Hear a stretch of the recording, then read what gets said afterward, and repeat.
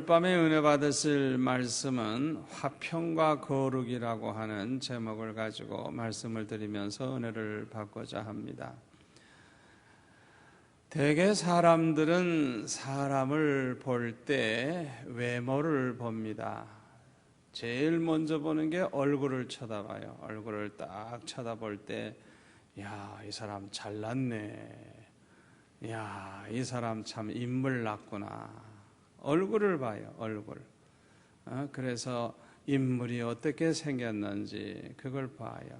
그래서 대개 이 첫인상이 좋은 사람들은 참 어떻게 보면 덕을 보죠. 우선은 좋게 봐주니까. 그래서 아주 잘 태어나는 거, 아주 인물이 좋게 태어나는 거, 이거 축복이에요. 그런데 이상하게 사람들의 심리가 아주 너무 특별하게 잘난 사람들에 대해서는요, 좋아하는 것보다도 시기하는 마음이 생겨가지고, 저거 너무 잘생겼네. 그래서 대강 잘생기는 게 좋아. 시기 질투하는 마음이 안 생길 정도로 잘생기는 게 좋아요. 잘생긴 게 좋아요. 그래서 대개 여자들 보면은 너무 빼어나게 예쁜 것보다는 그냥 이렇게 복스럽게 얼굴을 보면은 좀 덕 있어 보이고 착해 보이고 아주 그냥 그 복 있게 보이는 사람들이 있어요. 복이. 우리 집 사람 같은 사람. 아주 얼굴을 보면 복이 더덕더덕 붙어 있어요. 그게 참 좋아요. 아주 대개 사람들은 그렇게 얼굴을 보죠. 인물을 보고 그 다음에 이제 학벌을 보죠. 학벌을 보고 그 사람의 직업이나 직장을 보죠. 직장을 보고 또 그 사람이 재산이 얼마나 되는가 이제 그런 걸 보죠. 그리고 그 사람이 어떤 공직에 있다고 하면 어떤 업적을 남긴 사람인가 이제 그런 걸 보고 평가를 해요. 이 사람은 얼마나 훌륭하고 얼마나 이제 참 이렇게 아주 점수를 준다고 하면 얼마나 이렇게 점수가 높은 사람인가 대강 이제 생각을 해요. 그런데 우리 하나님은 그런 걸 전혀 보지 않아요. 그런 거 보지 않아요. 우리 하나님은 중심을 보세요. 아멘. 중심을 보세요. 사람은요, 아무리 자기가 똑똑하고 잘났어도요, 10개를 물속은 알아도 다른 사람의 그 속은, 중심은 알 수가 없어요. 몰라요. 지내봐야 조금 알아요. 난 30년 이상 살아보니까 조금 알겠어요. 아직도 잘 모르겠어요. 그러니까 하나님은 우리의 중심을 꿰뚫어 보시고 중심을 아시는데 사람은 사람의 중심을 도무지 알 수가 없어요. 몰라요. 그래서 대개 중심을 안 보는 게 아니라 못 봐요. 사람은 사람의 중심을 못 봐요. 우리가 무엇을 얼마나 했느냐, 또 무엇을 하고 있느냐, 또 무엇을 할 것이냐, 이런 것보다도 중요한 것은 어떤 사람이 되느냐, 여기에 있는 줄 믿습니다. 우리는 장차 주님을 만날 사람들이에요. 우리는 장차 하나님을 만날 사람들입니다. 그러므로 하나님 앞에 설 때 흠과 티와 책망받을 것이 없는 사람으로 서야 할 터인데 우리가 하나님을 배울 때 흠과 티와 책망받을 것이 없는 사람으로서 주님을 뵙기를 우리가 원한다고 하면 모든 사람으로 더불어 화평함과 거룩함을 쫓아야 합니다. 이것이 없이는 아무도 주를 보지 못할 것이라고 오늘 본문에 보니까 말씀하고 있어요. 그런데 모든 사람으로 더불어 화평하기만 해서는 안 됩니다. 반드시 거룩함을 쫓아야 합니다. 거룩함이 없이 모든 사람으로 더불어 화평한다고 하면 이런 사람은 주 앞에 설 수가 없어요. 이와 반대로 거룩함을 쫓는다고 하면서 모든 사람과 더불어 화평하지를 않는다고 하면 이런 사람도 역시 주 앞에 설 수가 없는 것입니다. 그러므로 반드시 모든 사람으로 더불어 화평함과 거룩함을 쫓아야 하는 것입니다. 반드시 이 두 가지를 다 쫓아야 되는 거예요. 둘 중에 하나만 쫓으면 안 되는 거예요. 우리가 어떤 일이 있어도 지켜야 할 것은 거룩입니다. 거룩. 이 거룩은 하나님에 대한 사랑과 아주 관계가 있어요. 하나님을 사랑하는 사람, 하나님을 너무너무 사랑하는 사람은 하나님을 사랑하는 만큼 거룩하게 살려고 합니다. 왜냐하면 하나님은 거룩하신 분이고 거룩한 자를 기뻐하시고 저와 여러분이 거룩하게 되기를 원하시기 때문에 그래요. 데살로니가 전서 3장에 보면은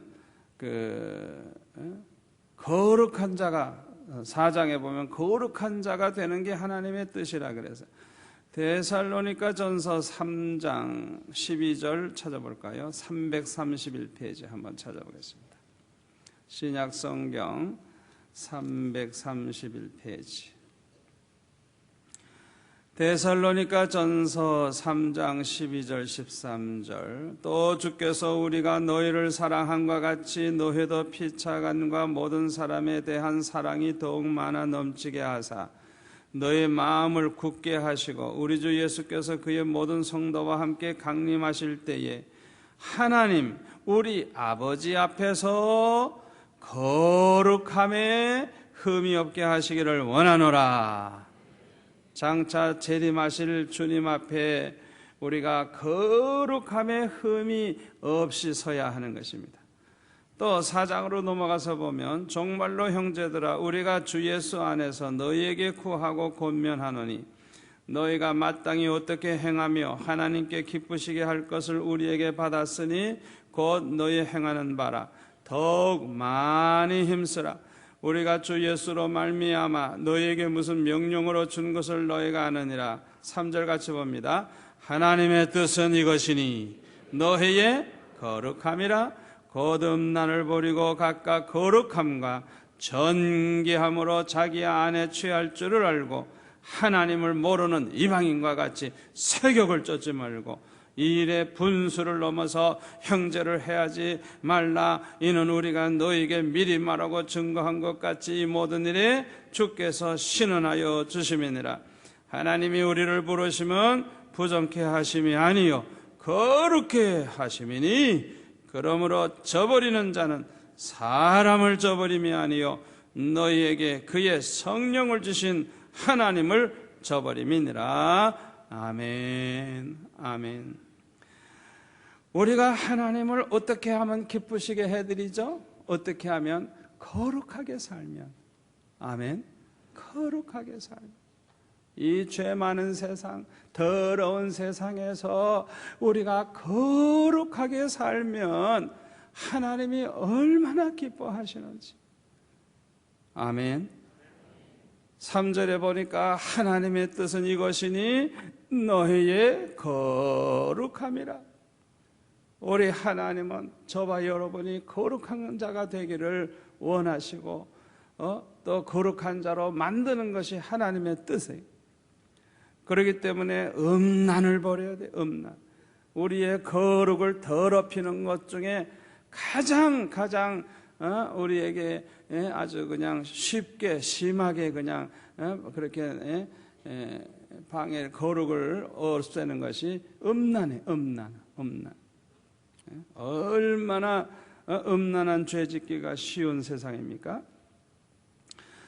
각각 거룩함과 존귀함으로, 거룩과 존귀 두 가지, 자기 안에 취할 줄을 알고, 이 부부 사이에서도 거룩을 지켜야 되고 존귀하게 그렇게 서로 여기고, 5절 하나님을 모르는, 예수 안 믿는, 지옥에 갈 그런 이방인과 같이 세격을 쫓지 말고, 요새 세상 사람들 아주 그냥 얼마나 죄짓는지, 얼마나 죄짓는지.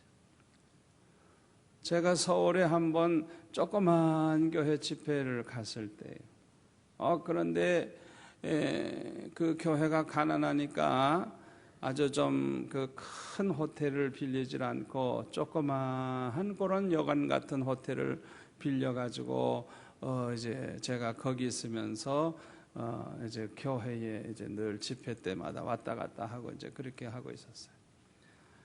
그런데요, 이제 낮에 설교 예배 없을 때는 이제 호텔 안에서 쉬죠. 그래서 바깥에도 이렇게 나와서 바람도 쐬고 들어가고 그러는데, 하여튼 특히 점심때 전후해서 그렇고, 하여튼 얼마나 젊은 사람들, 또 이 직장인들이 직장 옷 입은 채로 얼마나 많이 드나드는지 몰라. 들어왔다가 1시간, 2시간 후에 나가요. 그래서 제가 여관 주인에게 물어봤어요. 이 방 하나하나당 하루에 평균 몇 사람이나 왔다 가냐고. 그래도 보통 7팀 이상 왔다 갔대요. 7팀 이상. 그거는 세금 내는 것도 없고, 그냥 기록에 남는 것도 없고, 그냥 돈 얼마씩 받고 빌려주는 거예요. 제가 그때에 처음으로 우리 한국 사람들이 얼마나 죄를 짓는가를 내가 눈으로 봤어요. 얼마나 직장에 가가지고 눈 맞은 사람들 잠깐 점심 먹으러 갔다가 여관에 들어갔다 나오니까 자기 부인이 알겠어요, 남편이 알겠어요, 누가 알겠어요. 그냥 그 짓들 하는 거예요. 얼마나 죄를 짓는지. 하여튼 우리의 이 거룩함을 파괴하는 것 중에 첫째가 이 음란이에요. 음란. 지옥에 갈 인간들은 그냥 세격을 쫓아가지고 그 죄를 그냥 밥 먹듯이 하는 거예요. 6절을 보세요. 이 일의 분수를 넘어서 형제를 해하지 말라. 이는 우리가 너희에게 미리 말하고 증거한 것과 같이 이 모든 일에 주께서 신원하여 주심이니라. 여러분, 이 말씀을 잘 들으세요. 사람이 원수를 안 갚아도요, 하나님이 대신 갚아줘요. 그걸 알아야 돼요. 어떤 분은요, 그냥 며느리를 얼마나 달달 볶고 아주 그냥 자기 아들만 귀하게 여기고, 며느리는 그냥 아주 그냥 여자를 그냥 우습게 알고 그냥 아주 너까지 건 없어도 된다, 얼마든지 또 얻을 수 있다 이래가지고 그냥 얼마나 여자를 천하게 여기다. 그러더니 그냥 시집간 자기 딸이 그냥 정신이 돌아버리고 그냥 자기 딸들이 그냥 이혼당해버리고, 그건 하나님이 그렇게 해버린 거예요. 지 자식만 귀한 줄 알고, 그래 남의 집 딸은 그렇게 천해? 세상에 그런 못된 인간들이 있어요. 자기 딸 귀하면 며느리로 들어온 남의 딸도 귀하지. 자기 아들 바람 피는 건 당연하고. 세상에 그런 못된 게 어디 있어요? 그 하나님이 다 갚아요. 내가 가만히 보니까 다 갚아. 심은 대로 거두는 거야. 예수 믿는 사람은 절대로 그런 짓을 하면 안 되는 거야. 안 돼요. 안 돼요. 7절에 보세요. 또 하나님이 우리를 부르심은 부정케 하심이 아니요 거룩케 하심이니. 할렐루야. 하나님이 왜 우리를 불러주셨고 왜 예수 믿어 구원받게 하셨느냐? 목적이 뭐냐? 거룩케 하심이니. 거룩케 하심이니. 그러므로 저버리는 자는, 이 거룩을 저버리면 안 돼요. 저버리는 자는 사람을 저버림이 아니요 너희에게 그의 성령을 주신 하나님을 저버림이니라. 여러분, 거룩을 생명처럼 지켜야지. 거룩을 그냥 헌신짝처럼 버리고 거룩을 저버리고 그냥 제멋대로 사는 사람은 하나님을 저버리고 성령을 저버리는 사람이에요. 성적인 음란도 문제이지만은 영적인 음란은 더욱더 문제예요. 여러분, 간음죄를 육체적으로만 범하는 게 아니에요. 영적으로도 간음죄를 범해요. 영적 간음이 뭐냐 하면 우상숭배예요. 우상숭배. 예레미야 3장을 한번 찾아볼까요? 1054페이지. 구약 성경 예레미야 3장.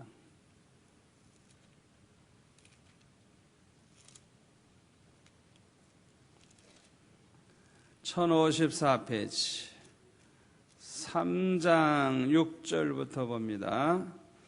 요시야 왕 때에 여호와께서 또 내게 이르시되 내가 배역한 이스라엘에 행한 바를 보았느냐? 그가 모든 나쁜 산에 오르며 모든 푸른 나무 아래로 가서 거기서 행음하였도다. 이게 이제 우상 숭배한 거예요. 뭐 고사 지낸다든지 그가 이 모든 일을 행한 후에 내게 말하기를 그가 내게로 돌아오리라 하였으나 오히려 내게로 돌아오지 아니하였고 그 패역한 자매 유다는 그것을 보았느니라. 내게 패역한 이스라엘이 간음을 행하였으므로 내가 그를 내어 쫓고 이혼사까지 주었으되 그 패역한 자매 유다가 두려워 아니하고 자기도 가서 행음함을 내가 보았노라. 그가 돌과 나무로 더불어 행음함을 가볍게 여기고 행음하여 이 땅을 더럽혔거늘. 이게 이제 우상숭배를 한 거예요. 그냥 그 나무 앞에서 돌 앞에서 이 모든 일이 있어도 그 패역한 자매 유다가 진심으로 내게 돌아오지 아니하고 거짓으로 할 뿐이니라. 여호와의 만일이라. 14절 보세요. 나 여호와가 말하노라. 패역한 자식들아 돌아오라. 나는 뭐예요? 너의 남편임이니라. 아멘. 이사야 54장 5절에도 보면 하나님은 이스라엘 백성들의 남편이라 그랬어요. 남편. 그러니까 결혼한 사이와 같은 거예요. 남녀가 결혼을 하면 한 몸이 되잖아요. 죽으나 사나 하나예요, 하나. 그래서 결혼한 사람은요, 남자들은 결혼하고 나면 딴 여자 자꾸 쳐다보면 안 돼. 아멘. 또 결혼한 여자들은 딴 남자 자꾸 쳐다보면 안 되는 거예요. 그게 간음죄예요, 간음죄. 미우나 좋으나 오로지 내 남편, 내 아내 그저 그것으로 감사하고 그것으로 그저 하나님 앞에 족한 줄 알고 살아야 돼요. 그러면 행복하고 그러면 축복받아요. 그와 같이 하나님과 우리 사이는 결혼한 사이와 같은 거예요. 죽으나 사나 남편 된 하나님만 사랑하고 하나님만 섬기고 그렇게 살아야 돼요. 하나님이 우리를 사랑하시듯이 우리도 그 하나님을 그렇게 사랑해야 되는 거예요. 아멘.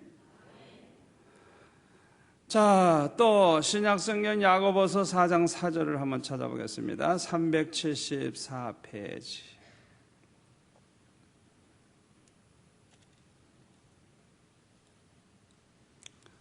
야고보서 4장 4절 374페이지 찾으신 분은 4장 4절을 같이 봅니다. 간음하는 여자들이여 세상과 벗된 것이 하나님의 원수임을 알지 못하느냐? 그런즉 누구든지 세상과 벗이 되고자 하는 자는 스스로 하나님과 원수되게 하느니라 하는 것이니라. 아멘. 여기 보면 간음하는 여자들이요, 예수 믿는다고 하면서도 하나님을 믿는다고 하면서도 하나님보다 세상을 더 사랑하고 세상의 마음을 두고 살고 세속을 더 좋아하고 세속을 포기하지 못하는 이런 사람들은 하나님보다 세상을 더 사랑하고 세상 따라가는 사람이기 때문에 이런 사람들은 영적으로 간음하고 있는 거예요. 여러분, 우리는 이 세상에 무엇보다도 하나님을 사랑해야 됩니다. 하나님을 사랑해야 돼요. 하나님을 사랑하기 때문에 하나님을 위해서라고 하면 이 세상을 배설물과 같이 버릴 수 있어야 돼요. 사도 바울처럼. 아멘. 그런데 예수 믿는다고 하면서도 그냥 뭐 주일날 와서 예배나 한 번 드리면 그뿐이지, 예? 형식적으로 신앙생활하고 그냥 일주일 내내 그냥 세상만 좋아해가지고 그냥 뭐 완전히 그냥 성경도 그냥 일주일 내내 그냥 선반에다 올려놔가지고 먼지가 자꾸 그냥. 그리고 이제 주일날 아침에나 또 먼지나 툭툭 틀고 후후후 하고 이러고 가죠. 완전히 그 사람은 그냥 하나님 믿는 거, 하나님 사랑하는 거는 그냥 뭐 형식적으로 조금 하고 맨날 세상에만 묻혀 사는 거. 그거는 영적으로 보면은 간음을 하고 있는 사람. 그걸 알아야 돼요. 자, 골로새서 3장 5절 327페이지입니다. 골로새서 3장 5절 6절 찾으신 분은 같이 읽겠습니다. 그러므로 땅에 있는 지체를 죽이라. 곧 음란과 부정과 사욕과 악한 정욕과 탐심이니 탐심은 우상 숭배니라. 이것들을 인하여 하나님의 진노가 임하느니라. 아멘.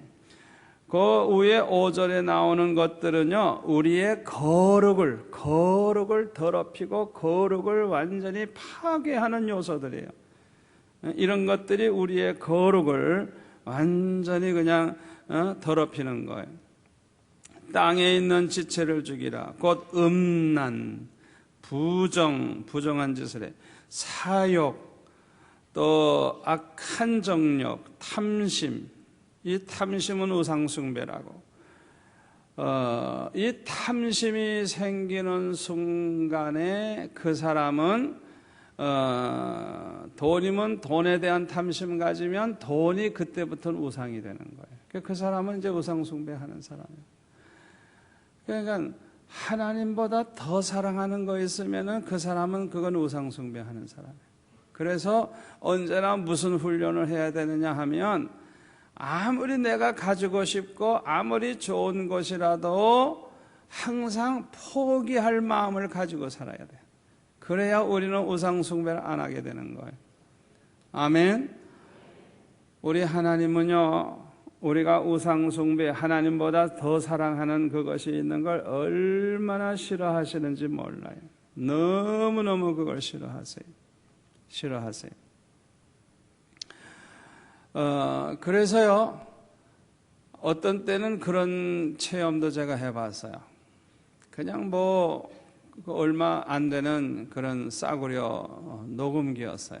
파나소닉 녹음기인데 옛날에 그냥 뭐 큼직하고 그냥 녹음도 잘 안 되는 것이지만은 국제시장에 나갔다 그걸 보고 제 마음에 이걸 갖고 싶다 생각을 했는데 주인이 나를 믿고 그냥 가져가래요. 돈 나중에 가져오고. 그런데 미안해서 안 가져왔어요. 그런데 이상하게 이제 돈을 가지고 가서 살라고 그랬죠. 그래서 이제 그걸 이제 돈을 마련해 가지고 빨리 가서 사야 되겠다. 늘 마음에 그게 있어요. 그게 이제 벌써 병든 거예요. 자꾸 그거에 이제 마음을 쓴다고 하는 것 자체가 이제 욕심이거든요. 욕심, 탐심, 욕심. 그래 가지고요, 그 바쁜데도 시간을 내 가지고 갔어요. 갔더니 돈 들고 갔더니 팔리고 없어요. 그래가지고 허탕치고 왔는데 또 마음속에는 항상 그게 있는 거예요. 내가 또 시간 내서 가서 사야지. 그 다음에 또 가니까 없어요. 그래서 또 허탕쳤어요. 그러니까 주인이 이제 곧 갖다 놓겠다 그러고 뭐 그래요. 그런데 마음은 항상 거기 가 있는데 하나님이 허락하지 않는 거야, 이상하게.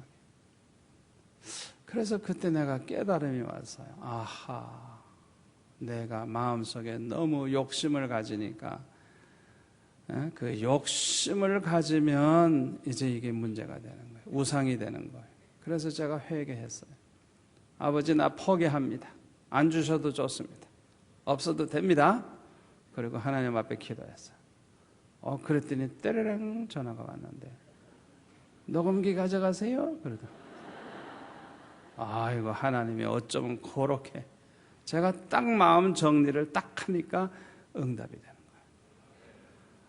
오늘 밤 여러분들 다니엘 세일의 기도를 하시고 신년 들어와서 특별 금식 기도를 하고 그러는데도 응답이 안 된 사람들, 어떤 문제인지 내가 모르지만은 남의 욕심을 내가지고 안달을 하고 그거 아니면 죽을 것처럼 그냥 그거 주세요 하고 그냥 그렇게 하는 분들, 욕심이 앞서지 않았나 한번 자문자답을 해보세요. 그래서 아버지 안 주셔도 좋습니다, 포기합니다, 이러고 한번 기도해 보세요. 그러면 따르릉 전화가 올 거예요. 참 하나님이 정확하세요. 우리 마음을 저울질해 보시는 거예요. 아멘. 구약성경 그 역대하 17장을 한번 찾아보겠습니다. 676페이지. 우리가 거룩을 지켜야 되는데 거룩을 포기하고 다른 사람과 화평함을 따를 때 얼마나 비극적인 일이 일어나는가를 한번 보겠어요. 역대하 17장 1절에 보면은 아사의 아들 여호사밧이 대신하여 왕이 되어 스스로 강하게 하여 이스라엘을 방비하되 유다 모든 견고한 성읍의 군대를 주둔하고 또 유다 땅과 그 아비하사의 취한 에브라임 성읍들의 영문을 두었더라. 여호와께서 여호사밧과 함께 하셨으니 이는 저가 그 조상 다윗의 처음 길로 행하여 바알들에게 구하지 아니하고 오직 그 부친의 하나님께 구하며 그 계명을 행하고 이스라엘의 행위를 쫓지 아니하였습니다. 그러므로 여호와께서 나라를 그 손에서 견고하게 하시매 유다 무리가 여호사밧에게 예물을 드렸으므로 저가 부귀와 영광이 극하였더라. 저가 전심으로 여호와의 도를 행하여 산당과 아세라 목상들도 유다에서 완전히 제하여 버렸더라. 아주 그냥 하나님의 마음을 시원케 하는 그런 왕이었어요. 그래서 이 여호사밧 왕이 아주 축복을 얼마나 많이 받았는지 부귀, 영광이 아주 극하였다고, 아주 축복을 많이 받았어요. 하나님 기쁘시게 하면 축복받게 돼 있어요. 자, 그런데요, 부귀와 영광이 아주 그냥 극에 다다른 다음에가 문제예요. 그 이전에는 좋았는데 18장 1절로 넘어가서 봅니다. 여호사밧이 부귀와 영광이 극하였고 아합으로 더불어 연원하였더라. 이게 이제 문제예요. 아합, 북쪽 이스라엘 왕 아합은 바알신을 섬기는 아주 타락한, 아주 간교하고 악독한 왕이에요. 그런데 남북이 다 같은 조상의 자손들이니까 오늘날 남북이 서로 이렇게 화평케 하려고 하는 사람들처럼 이 여호사밧은 그렇게 이제 친하게 그렇게 지난 거예요. 그런데 문제는 서로 사돈이 된 거예요. 그래서 하나님도 안 믿고 바알신을 섬기고 하나님 앞에 이제 저주받아 멸망할 이 집안과 사돈 관계를 맺은 거예요. 이게 이제 얼마나 비극을 가져오는가.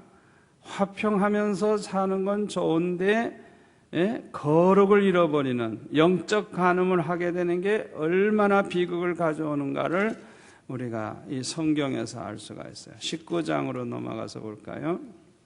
19장 1절 2절. 유다 왕 여호사밧이 평안히 예루살렘에 돌아와서 그 궁으로 들어가니라. 하나니의 아들 선견자 예후가 나가서 여호사밧 왕을 맞아 가로되 왕이 악한 자, 이 아합을 돕고 여호와를 미워하는 자 아합을 사랑하는 것이 가니까. 그러므로 여호와께로서 진노하심이 왕에게 임하리이다. 이게 아주 무서운 그런 경고를 해요. 21장으로 넘어갑니다. 21장으로 넘어가면 이제 큰 화가 임하기 시작합니다. 21장. 여호사밧이 그 열자와 함께 자매 그 열자와 함께 다윗성에 장사되고 그 아들 여호람이 대신하여 왕이 되니라. 여호사밧의 아들 여호람의 아우 아사라와 여히엘과 스가라와 아사라와 미가엘과 스바다녀는 다 유다 왕 여호사밧의 아들이라. 그 부친이 저희에게는 은금과 보물과 유다 견고한 성읍들을 선물로 후히 주었고 여호람은 장자인 고로 왕위를 주었더니 여호람이 그 부친의 위에 올라 세력을 얻은 후에 그 모든 아우와 이스라엘 방백 중 몇 사람을 칼로 죽였더라. 여호람이 위에 나아갈 때에 나이 32세라 예루살렘에서 8년을 치리하니라. 저가 이스라엘 왕들의 길로 행하여 아합의 집과 같이 북쪽 저 아합의 집과 같이 하였으니 이는 아합의 딸이 그의 아내가 되었음이라. 저가 여호와 보시기에 앙을 행하였으나. 그러니까요, 여호사밧이 자기 아들을 결혼을 시킬 때 북쪽 타락한 아합 왕의 딸을 데려다가 결혼을 시킨 거예요. 그러니까 자 보세요, 이 여자를 이렇게 하나님 안 믿는 사람 데려다가 해가지고 왕이 된 다음에는 아우들을 다 죽여버리는 거예요. 그냥. 그러니까 아주 씨가 말라버리는 거예요. 세상에 이런 저주가 어디 있겠어. 그러니까 이 집안에 한 여자가 잘못 들어와가지고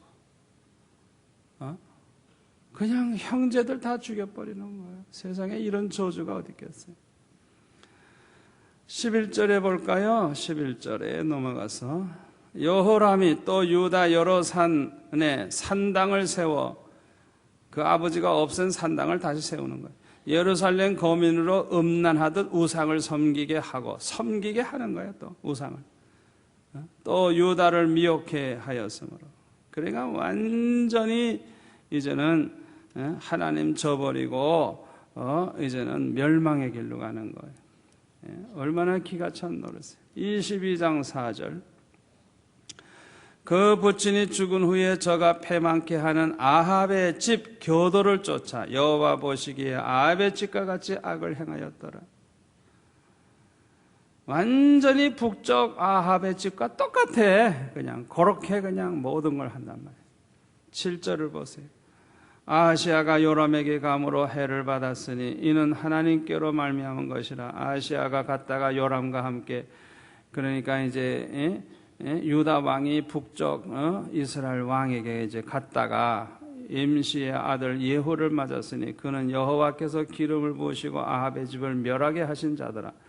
예후가 아합의 집을 징벌할 때 유다 방백들과 아하시아의 형제의 아들들 곧 아하시아를 섬기는 자들을 만나서 죽였고 아하시아는 사마리아에 숨었더니 예후가 찾음에 무리가 예후에게로 잡아다가 죽이고 이르기를 저는 전심으로 여호와를 구하던 여호사밧의 아들이라 하고 장사하였더라. 이에 아하시아의 집이 약하여 왕위를 지키지 못하게 되니라. 완전히 집안이 다 망합니다. 북쪽만 망하는 게 아니라 이 남쪽도 망해요. 10절에 보세요. 어떤 일이 벌어지는가. 아하시아의 모친 아달랴가, 이게 이제 이 아달랴가 여호사밧이 데려온 며느리인데요. 아합의 딸이죠. 아달랴가 그 아들의 죽은 것을 보고 일어나 유다 집의 왕의 씨를 진멸하였으나, 아주 그냥 유다 나라 왕족의 씨를 다 멸해버리는. 여호사밧이 북쪽 아합과 더불어 화평하려고 한 건 좋아. 그러나 아예 사돈까지 맺어가지고 한 집안이 되는 바람에 자기 자식들이 하나님을 저버리고 다 우상 숭배하는 그런 자식들이 됨으로써 저주를 받는데 그냥 형제가 형제를 다 죽여버리고 나중에는 그 며느리가 유다의 왕족을 아주 씨를 말려버리는 이런 이제 처참한 일이 벌어지는 거예요. 이건 하나님으로 말미암아 이거는 하나님의 심판이고 진노예요. 그러니까 우리가 정신을 바짝 차려야 돼요. 아무리 서로 화평하는 것도 좋지만은 거룩을 잃어버리면 안 되는 거예요. 아멘. 거룩을 생명처럼 지켜줘야 되는 거예요. 거룩을 지켜야 돼. 거룩을 지키지 않으면 안 되는 거예요. 역대하 15장 16절 보면은 675페이지 앞으로 좀 돌아가서 675페이지 15장 16절에 보면 이런 말씀이 있어요. 아사 왕의 모친 마아가가 아세라에 가증한 목상을 만들었으므로 아사가 그 태우의 위를 패하고 그 우상을 찢고 빻아 기드론 시냇가에 불살랐으니 산당은 이스라엘 중에서 제하지 아니하였으나 아사의 마음이 일평생 온전하였더라. 자기 어머니 마아가가 우상을 만들으니까 어머니의 그 왕의 어머니 그 태후의 위를 패버리고 그냥 우상을 완전히 찍어버리고 빻아서 기드론 시냇가에 불살랐다는 거예요. 아주 그냥 우상을 철저하게 박살냈어요. 이 아사왕 여호사밧의 아버지죠. 이 정도로 신앙이 좋으면 승리해요. 이 정도로. 그러니까 여호사밧의 아들이 신앙이 좋아가지고 아합의 딸을 자기 부인으로 데려왔을 때 하여튼 그냥 우상 숭배를 하면 내쫓아버리고 그냥 완전히 그냥 끝장을 낼 정도로 그렇게 믿음이 좋으면 돼. 그런데 믿음이 그렇게 없으면 다 넘어가게 돼 있어요. 여자를 이길 남자가 어디 있어? 다 지지. 여자들한테 져요. 진다고요. 남자는 흙으로 만들고 여자는 뼈로 만들어서 여자들이 세대요. 여자들이 세대. 그래가지고 여자 때문에 결국에는 다 우상 숭배하고 다 그냥 그 집안이 망하잖아요. 신앙생활을 제대로 하지 않는 여호사밧의 자녀들은 결국에는 아합의 딸들이 시키는 대로 우상 숭배를 하다가 멸망의 길로 가고 마는 거예요. 그래서 고린도전서 5장 9절에 보면 우리에게 좋은 교훈을 하고 있어요. 268페이지 고린도전서 5장 9절 한번 찾아볼까요? 고린도전서 5장 9절 고린도전서 5장 9절을 한번 보시기 바랍니다. 268페이지 내가 너에게 쓴 것에 음행하는 자들을 어떻게 해요? 사귀지 말라 하였거늘. 왜 음행하는 자들을 사귀지 말아요? 음행하는 자들을 친구로 삼고 가까이 해보세요. 나도 모르는 사이에 음행하기 쉬워요. 우리 그 여학생들, 어린 학생들이 친구 잘못 사귀었다가 친구의 꾀에 넘어가가지고 몸버리고 그냥 망치는 경우가 많아요. 그러니까 음행하는 자와 사귀지 말라는 거예요. 자, 그 다음에 보세요. 이 말은 이 세상에 음행하는 자들이나 탐하는 자들과 토색하는 자들이나 우상숭배하는 자들을 도무지 사귀지 말라 하는 것이 아니니 만일 그리하려면 세상 밖으로 나가야 할 것이니라. 아주 그냥 만나면 인사도 안 하고 말도 안 하고 뭐 그냥 완전히 원수같이 여기고 그렇게 살라는 건 아니에요. 아무리 뭐 타락한 사람이라도 안녕하세요 인사할 수 있어요. 그냥 뭐 이렇게 그런 거 할 수 있어요. 그 정도는 할 수 있어요. 그러나 깊이 사귀면 안 되는 거예요. 같이 놀러 다니고 같이 잠도 자고 같이 여행도 가고 친구가 되고 이러면 안 되는 거예요.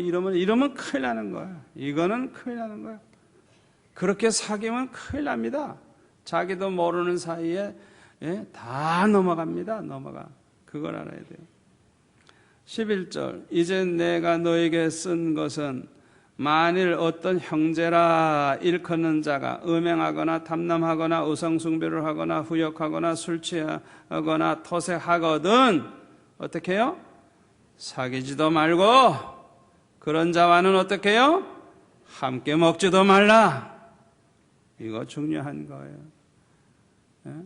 가만히 보니까 정말 못할 짓을 하는 거예요. 그러면 그런 사람을 보고 인사나 하고 안녕하셨어요? 그걸로만 끝나야 돼요. 그 사람하고 놀러도 가고 먹으러도 가고 이러면 안 되는 거예요. 그러면 큰일 나요. 큰일 나요.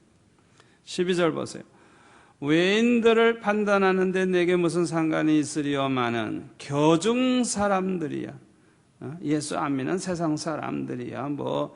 상관없지만 우리 교인들 중에 있는 우리 성도들 여기에 대해서는 우리가 그냥 무심코 넘어갈 수 없는 것이죠.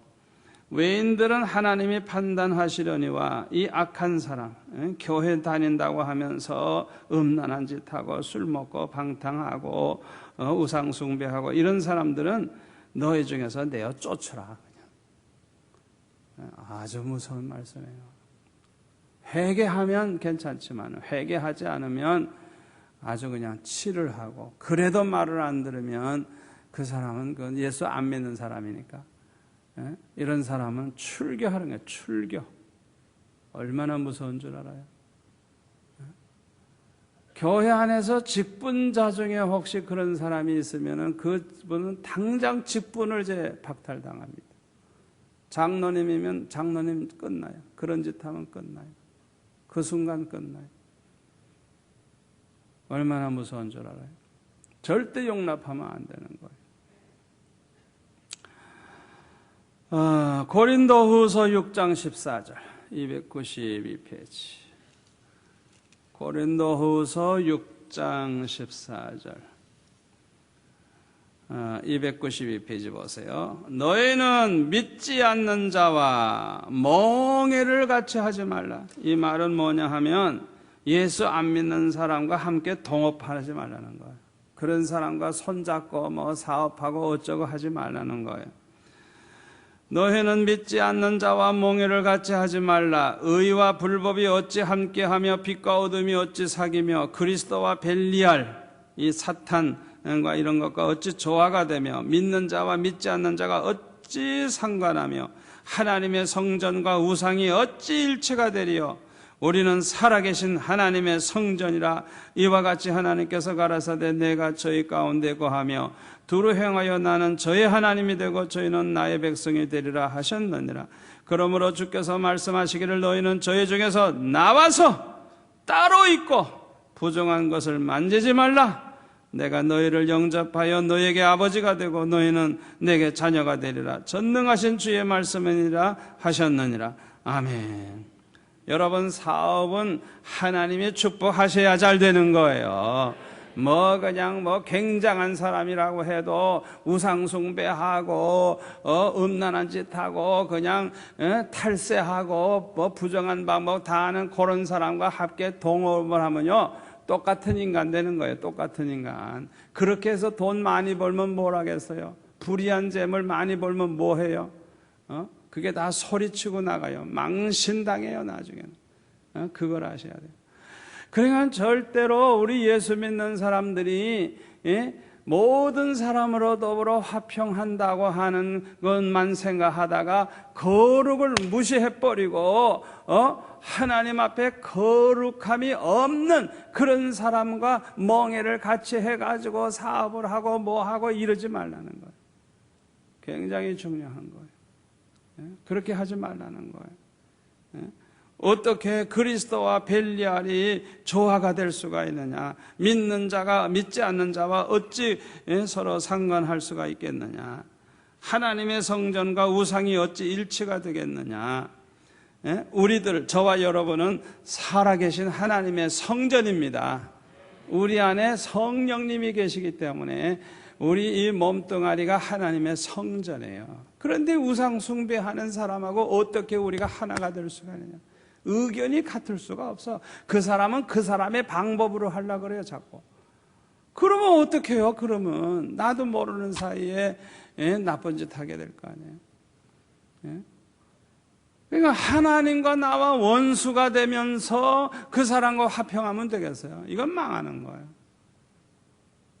우리가 첫째로 지켜야 될 게 거룩이에요. 거룩. 아멘. 죽으나 사나 거룩을 지켜야 되는 거예요. 거룩을 우리가 양보하면 안 되는 거예요. 거룩을 지키고 거룩함을 쫓아야 되는 거예요. 그런데 우리가 명심해야 될 것은 거룩만 지키려고 해서는 안 되고 모르는 사람으로 더불어 화평함을 쫓아야 한다고 오늘 본문에 말씀하고 있어요. 거룩은 하나님께 대한 사랑과 정비례하지만 화평은 이웃과의 사랑과 정비례합니다. 자, 그런데요, 이 화평함의 순서가 있는데 먼저 하나님과 화평해야 돼요. 하나님은 무시해버리고 사람들과만 화평하려고 그러면 안 돼요. 로마서 5장 1절에 보면은 이런 말씀이 있어요. 로마서 5장 1절에 보면 그러므로 우리가 믿음으로 의롭다 하심을 얻었은즉 우리 주 예수 그리스도로 더불어 말미암아 하나님으로 더불어 화평을 누리자. 하나님으로 더불어 화평을 누리자. 아멘. 화평의 순서는 먼저 하나님과 화평을 우리가 누려야 되는 거예요. 하나님과. 에베소서 2장 14절 311페이지. 에베소서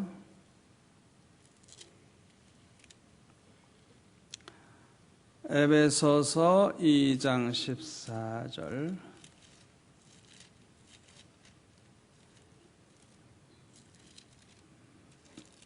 14절부터 봅니다.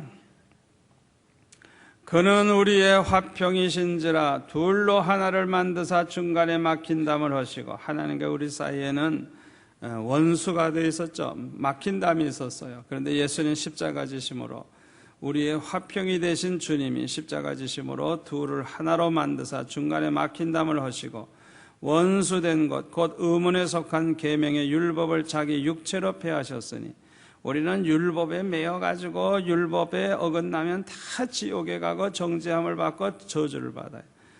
그런데 율법을 어기지 않는 사람이 하나도 없잖아요. 그러니까 원수라고요, 원수. 그런데 예수님이 십자가 지심으로 이제는 우리는 믿음으로 구원받게 되는 거예요. 아멘. 이는 이 둘로 자기의 안에서 한 세 사람을 지어 화평하게 하시고 또 십자가로 이 둘을 한 몸으로 하나님과 화목하게 하려 하심이라. 원수된 것을 십자가로 소멸하시고 또 오셔서 먼 데 있는 너에게 평안을 전하고 가까운 데 있는 자들에게 평안을 전하였으니 이는 저로 말미암아 우리 둘이 한 성령 안에서 하나님께 나아감을 얻게 하려 하심이라. 그러므로 이제부터 너희가 외인도 아니요 선도 아니요 오직 성도들과 동일한 시민이요 하나님의 권석이라. 옛날에는 유대인과 이방인이 아예 상종도 할 수 없었어요. 그러나 이제는 누구든지 예수를 믿기만 하면 예수님 안에서 다 한 형제가 되는 거예요. 예수님의 십자가로 말미암아 죄 사함 받고 예수님의 십자가로 말미암아 하나가 되는 거예요. 아멘. 우리는 첫째로 하나님과 화평해야 되고 그 다음에 모든 사람과 화평해야 돼요. 그러나 사람들 중에는요, 화평을 깨는 사람들이 있어요. 대개 이런 사람들의 특징이 있는데요. 첫째, 그 사람 속에 보면요, 악이 있어요. 악. 예수 믿는다고 하면서도요, 그 악한 그런 요소가 있어요. 두 번째로는 교만이 있어요. 교만. 아주 교만이 있어요. 세 번째로는 분노가 있어요. 분노. 평소에는 아주 착한 것 같은데요, 한 번 화가 나면 뒤집어 엎어. 이야, 어떻게 저렇게 착한 사람이 어떻게 저런 짓을 할 수 있을까? 그게 이제 자기 안에 분노가 있는 게 그냥 그게 터져 나오는 순간이다. 그러니까 평소에 착한 것만 보면 속아요. 속아. 화날 일이 생겼을 때 어떻게 행동하는가 그걸 봐야 돼. 여러분, 화가 난다 그래서 성질 부리고 화가 난다 그래서 말을 함부로 하고 그러면 안 돼요. 그동안 쌓아놓은 공로가 다 없어져 버려요. 자기 본색이 드러났거든. 그동안 착했던 거 다 무효가 돼버려요. 알고 보니까 지독하게 악독한 인간이구만. 그동안 착했던 건 다 무효예요, 무효. 본색이 드러난 거예요. 여러분, 함부로 화내지 마세요. 화낼 일이 있다고 화내지 말라고. 그게 본색이 드러나는 거예요. 본래 약한 인간이 착한 척 한 거예요. 알고 보니까. 그렇게 치명적인 행동이에요, 그게. 자기에게 잘해주는 사람에게는 얼마나 잘하고, 얼마나 친절하고, 얼마나 좋은지. 그런데 자기에게 조금만 불이익을 주고, 좀 불리하게 하면, 그 다음부터는 그냥 얼마나 사람이 악해지는지. 그 사람은 본래 악한 사람이에요. 본래 악한 사람. 사람들 중에 이렇게 화평을 깨는 사람들의 또한 특징이 뭐가 있느냐면 이기적이에요. 이기적. 남 생각하기보다도 자기 생각만 해요. 그리고 사랑이 없어요. 또 너그럽질 못해요. 그렇기 때문에 이런 사람들은 화평을 깨는 사람이 되는 거예요. 디모데후서 2장 22절에 보면 또한 내가 청년의 정욕을 피하고 주를 깨끗한 마음으로 부르는 자들과 함께 의와 믿음과 사랑과 화평을 쫓으라. 아멘. 사랑과 화평을 쫓으라 했어요. 베드로전서 3장 11절 악에서 떠나 선을 행하고 화평을 구하여 이를 쫓으라. 악에서 떠나 선을 행하고 화평을 구하여 이를 쫓으라. 고린도전서 7장 15절 그러나 하나님은 화평 중에서 너희를 부르셨느니라. 고린도전서 14장 33절 하나님은 어지러움의 하나님이 아니시요 오직 화평의 하나님이시니라. 아멘. 우리 하나님은 화평의 하나님이시기 때문에 저와 여러분도 화평을 쫓아야 돼요. 언제나 화평을 쫓아야 돼요. 화평을 쫓아야 돼요. 다니엘은 가만히 보니까 화평의 사람이에요. 다니엘서 2장에 보니까요, 느부갓네살이 꿈을 꿔놓고요, 꿈 얘기도 안 해요. 그러면서 내가 무슨 꿈 꿨는지 그것까지 얘기하고 해몽까지 하라고 박사들을 다 불러가지고 너희들이 그거 해몽하지 않고 꿈 얘기를 안 한다면 너희들은 지금까지 다 가짜들이라. 가짜. 그러니까 너희들은 만약에 내 꿈을 알아맞히지도 못하고 해몽도 안 한다고 하면 너희들을 다 죽이고 너희 집들을 다 변소로 삼고 그냥 완전히 멸하겠다고 그냥 얼마나 화를 내는지 이 느부갓네살이 그냥 야단을 치는 거예요. 얼마나 화가 나는지 몰라요.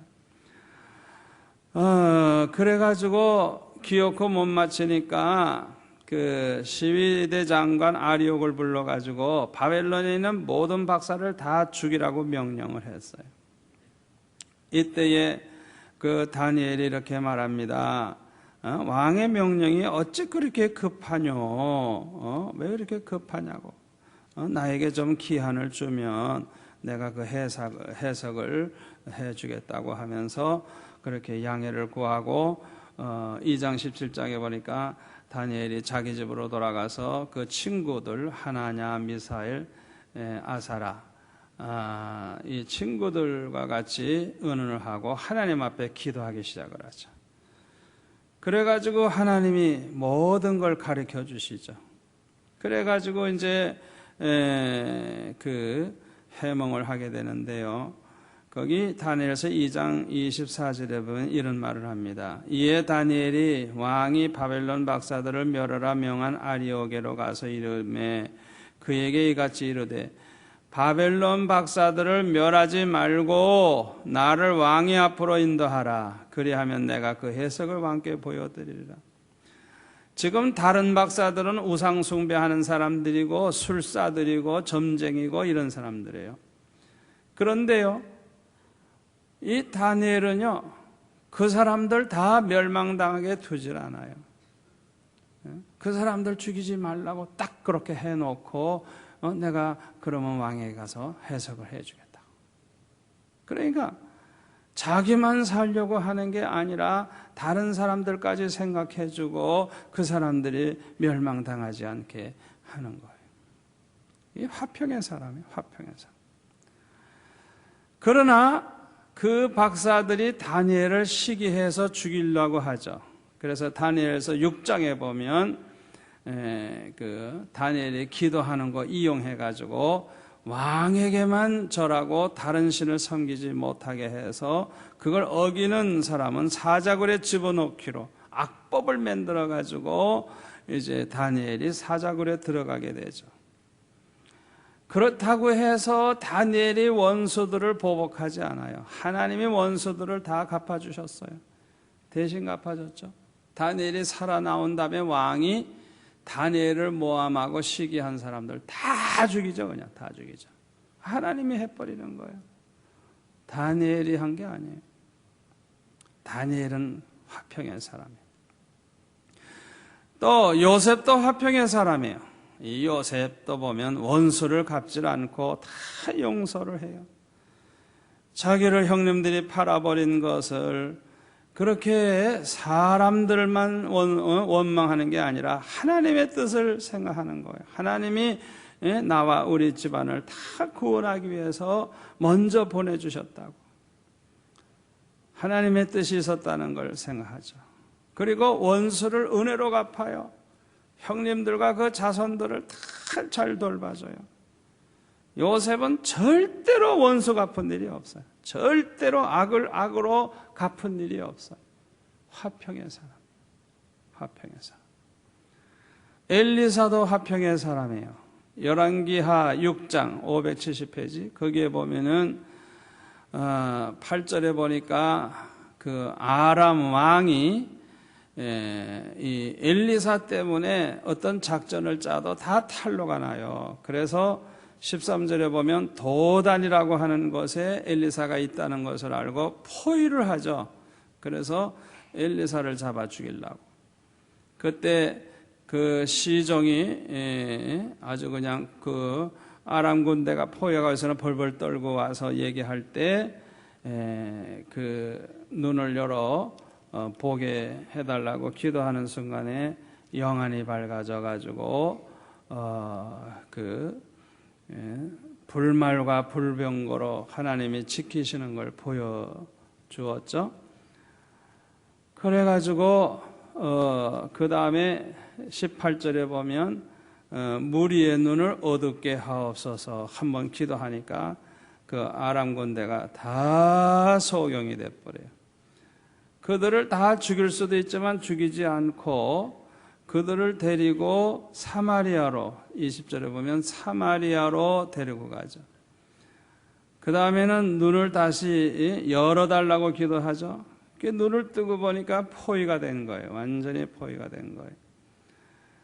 21절에 보면 이스라엘 왕이 저들을 죽이려고 할 때 죽이지 말라고 오히려 떡과 물을 갖다 줘서 대접을 하라고. 그래서 저들에게 많은 식물을 갖다가 베풀어서 먹고 마시게 해주고 그냥 풀어줬어요. 그래가지고 돌아갔어요. 23절 보세요. 이로부터 아람 군사의 부대가 다시는 이스라엘 땅에 들어오지 못하니라. 이걸 보면 엘리사가 화평의 사람이라는 걸 알 수가 있어요. 야고보서 3장 18절에 보면 화평케 하는 자들은 화평으로 심어 의의 열매를 거둔다 그랬어요. 갈라디아서 5장 22절에 보면 성령의 열매는 사랑과 희락과 화평이라 그랬어요. 시편 37편 37절에 보면 화평한 자의 결국은 평안이라. 아멘. 늘 화평하면서 사는 그 사람은 평안한 축복을 받아요. 잠언 14장 30절 마음의 화평은 육신의 생명이나 시기는 뼈의 썩음이니라. 마음에 늘 화평을 추구하는 사람은 그 육신이 아주 건강하고 축복이 돼요. 생명이 돼요. 근데 시기하는 마음, 남 잘 되는 거 보면 못 견디는 그런 사람들은 아주 그냥 뼈가 썩은 것 같이 그렇게 안 좋은 거예요. 몸에 안 좋은 거예요. 이 세상에는 화평하기가 곤란한 사람들이 있어요. 내가 아무리 그 사람과 화평하려고 그래도 아주 곤란해. 그 사람은 곤란해. 어떤 사람이에요? 아주 원수 노릇하는 사람이죠. 악을 행하는 못된 사람들이죠. 이들에 대해서 성경은 뭐라고 교훈하고 있어요? 로마서 12장 14절 한번 찾아보세요. 256페이지에 보면 이런 사람을 어떻게 해야 되는지 성경에 자세히 기록하고 있어요. 로마서 12장 14절. 12장 14절. 너희를 핍박하는 자를 어떻게 해요? 축복하라. 이야, 나를 핍박하는데 그 사람을 축복하래. 축복하고 저주하지 말래. 즐거워하는 자들로 함께 즐거워하고 우는 자들로 함께 울라. 서로 마음을 같이 하며 높은 데 마음을 두지 말고 도리어 낮은 데 처하며 스스로 지혜 있는 채 말라. 우리 17절부터 같이 봅니다. 아무에게도 악으로 악을 갚지 말고 모든 사람 앞에서 선한 일을 도모하라. 할 수 있거든 너희로서는 모든 사람으로 더불어 평화하라. 내 사랑하는 자들아, 너희가 친히 원수를 갚지 말고 진노하심에 맡기라. 기록되었으되 원수 갚는 것이 내게 있으니 내가 갚으리라고 주께서 말씀하시니라. 네 원수가 줄이거든 먹이고 목마르거든 마시우라. 그리함으로 네가 숯불을 그 머리에 쌓아 넣으리라. 악에게 지지 말고 선으로 악을 이기라. 여러분, 이 성경 구절은요, 여러분들이 언제나 기억하고 내가 아무리 모든 사람으로 화평하려고 해도 도저히 안 되는 사람, 너무 고약한 인간이기 때문에, 너무 못된 짓을 하기 때문에 힘든 사람이 나타났을 때는 꼭 이 말씀을 여러분들이 또 읽고 이 말씀대로 행하시기를 바랍니다. 우리 예수님도 뭐라 그랬었어요? 원수를 갚지 말고 원수를 사랑하라 그랬죠. 또 너희를 핍박하는 자를 위해 기도하라 그랬죠. 왜 그렇게 말씀하셨는지 알아요? 나를 핍박하는 그런 못된 원수, 그를 위해서 기도하다가 보면 하나님이 얼마나 기뻐하시는지, 그런 못된 인간을 위해서 기도한다고 하는 것 자체가 하나님 마음을 감동시켜요. 성령이 그냥 감동받으세요. 그래서 그냥 은혜를 막 부어주세요. 그냥 은혜를 부어주시면 믿음이 좋아지고, 믿음이 좋아지면 하나님 사랑하고 이웃을 사랑하는 마음이 불같이 뜨거워져서 그 원수가 믿질 않아. 그 원수를 위해서 축복할 수 있어요. 나를 핍박하는 사람들을 축복하고 그들을 위해서 중보기도 할 수 있게 되는 거예요. 그렇기 때문에 기도하라고 말씀하신 거예요. 그러나 이 말씀을 받아들이지를 않고 이 말씀대로 살지 않는다고 하면 그런 사람들에게는요, 원수가 참 많습니다. 원수가 많아요. 왜냐하면 악을 악으로 갚으려고 하기 때문에 원수가 점점 더 많아져. 여러분에게 원수가 있는 사람 손 들어봐요. 이 사람이 그 문제가 있는 사람. 원수가 있으면 안 돼. 원수가 있으면 안 된다고요. 다 용서하고 그들을 위해 기도하고 그들을 위해서 축복하고, 그래서 그 사람은 내 원수 노릇을 해도 나는 그 사람이 사랑의 대상이 돼야 되는 거예요. 사랑의 대상. 아멘. 원수가 원수로 있으면 안 돼요. 사랑의 대상이 돼야 돼요. 사랑의 대상. 원수가 있으면 안 돼. 그런데 어떤 사람은 원수가 있어요. 대개 이런 사람들은 이 원수가 나쁜 사람이라고 생각해. 원수가 잘못하고 있다고 생각해. 원수에게 많은 피해를 보았다고 생각해. 그리고 원수를 미워하고 싫어합니다. 또 자신이 원수에게 행한 잘못은 생각을 안 해요. 전혀 거기에 대해서는 생각 안 해요. 그 사람이 나의 원수가 될 때는 이유가 있을 거예요. 뭔가 있을 거예요. 근데 그 생각은 안 해요. 용서할 줄 몰라요. 원수가 하루속히 망하기만 바라는 마음이 있어요. 이런 사람에게는 형제에 대한 사랑이 전혀 없고 그 마음에 악이 있기 때문에 이런 사람은 주를 보지 못하게 되리라는 거예요.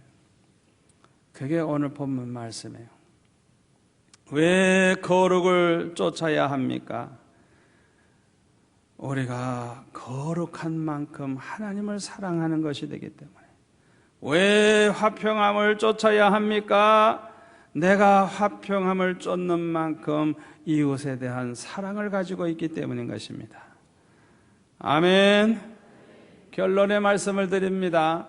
거룩을 생명처럼 지키시기 바랍니다. 누구와도 원수를 맺지 마시기를 바랍니다. 원수 노릇하는 사람이 나타나면 그를 위해 기도하시기를 바랍니다. 그 사람을 불쌍히 여기시기를 바랍니다. 그를 용서하시기를 바랍니다. 그래서 모든 사람으로 더불어 화평하시기를 바랍니다. 거룩을 생명처럼 지키고 모든 사람으로 더불어 화평하면 우리 하나님이 기뻐하시고 영광을 받으실 줄 믿습니다. 꼭 이 말씀대로 우리가 지켜나가면 기도 응답이 기가 차게 빨리 됩니다. 어떤 땐 생각만 해도 이루어집니다. 그냥 몇 마디 기도했는데 이루어진 걸 볼 수가 있어요. 오늘 밤에 여러분들이 다 응답 받으시기를 축원합니다. 놀라운 기적을 체험하시기를 바랍니다. 암덩어리가 떨어져 나가는 기적이 있기를 바랍니다. 우리 두 손 들고 주여 한번 부르고 한 2, 3번 기도하겠습니다. 주여! 아버지 하나님 감사합니다. 오늘 이 밤에 이렇게 많은 성도들이 주 앞에